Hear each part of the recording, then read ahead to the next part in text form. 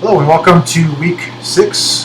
This week we are going to be drawing a profile portrait, and this is a further study in proportions in the human face. To start off with, though, I'd like to just share an example from an illustration. This is from an early illustrator in the 18th century. His name was Thomas Rowlandson. And notice that the lower illustration here, the line drawing, this illustrator was drawing a horse and carriage. And unfortunately, it doesn't look as convincing as it could have been or can be. There's a drawing above it with some help from perspective, knowledge, or wherewithal. Notice that you have some cubes in perspective, and there's also what's called ellipses from those cubes. And it just helps the drawing to look more solid and look more convincing when you utilize perspective. So that's just an example that I wanted to share that when we have certain techniques and tools at our disposal, it can help us in our drawing capabilities, and it can help us to make something look more believable and more convincing. Okay, with that in mind, we are going to draw a person's profile this week, and there's several reasons why this is a good exercise, why it's a good idea to draw a portrait of a face in profile view.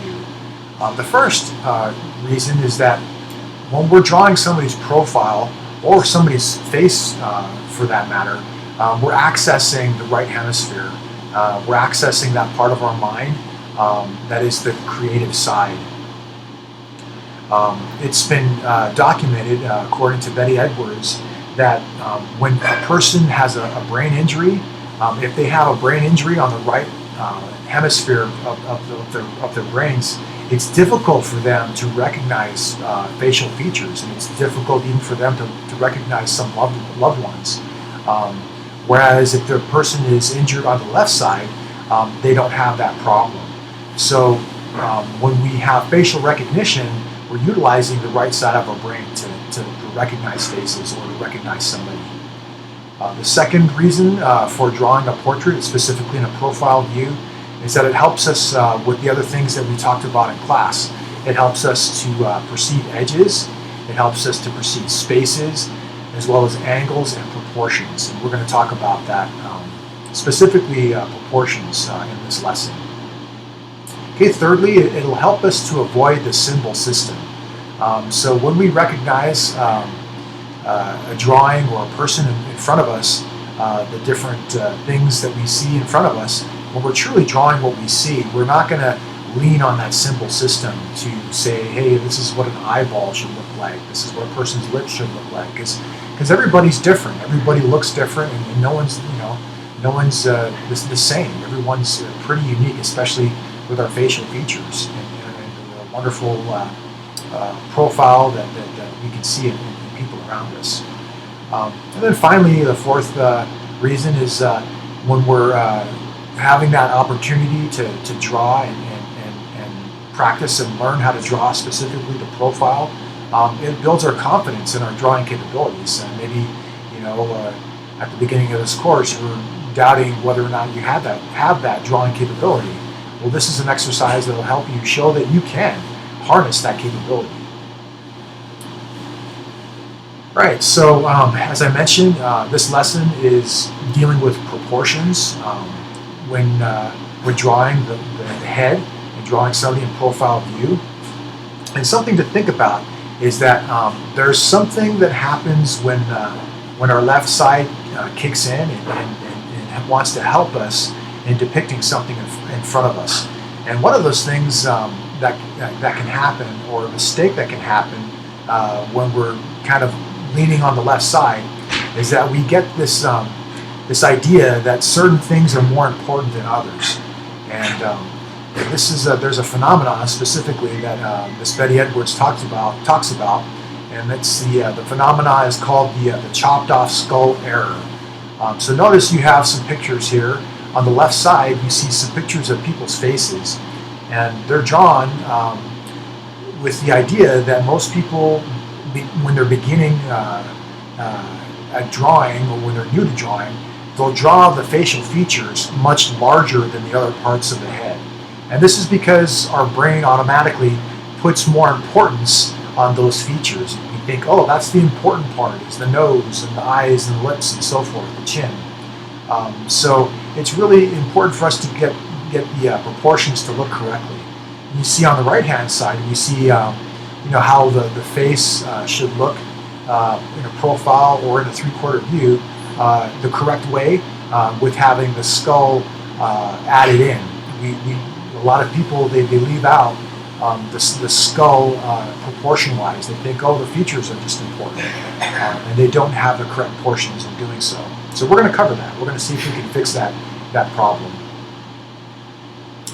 So here are a couple of examples of that problem. Believe it or not, this is a world-famous artist in history. This is from Vincent van Gogh. And in the beginning of his career, he drew this drawing of a carpenter on the left-hand side. And you clearly see that mask effect, or that chopped off head error in his drawing. So he put a lot of importance on this person's features, the man sawing some wood in a wood shop. You see, it looks like he's wearing a mask. It doesn't look proportionally correct because he put that importance on the features of an individual. There's some artist movement that does this to kind of express, showing a method of expressionism in this. Picasso was one of them, but Picasso knows the difference. He knows how to make someone look correctly proportioned, and also how to make someone look more expressive, where they look like they're wearing a mask. In this case, Vincent van Gogh wasn't. He was a beginning artist, and he didn't see the error of his ways. Later, he drew another portrait, and this is the same artist. This is Vincent van Gogh drawing an old man reading a book while he's sitting down. And notice he's got it correct. He has the correct proportions of the head. He's not chopping off the skull of this person. Poor guy. So with that in mind, here is a diagram of the proportions in a correct fashion of the human head. And I'm just going to show or highlight some of the important things here of the head. So one thing that we can do if we're going to draw somebody is we can use a pencil to kind of sight the different proportions of the head. And you'll notice in this drawing here, there's a line going from the bottom of the chin up to the eye. And there's a reason for that. So if I take a pencil, and I'm going to take using the eraser tip of the pencil here, and I'm going to mark where my eye is, and then where my chin is, okay? And that's a unit, I guess, a unit of measurement. So I'm marking that. Well, lo and behold, that mark, or that distance, is equal to my eye and the top of my head.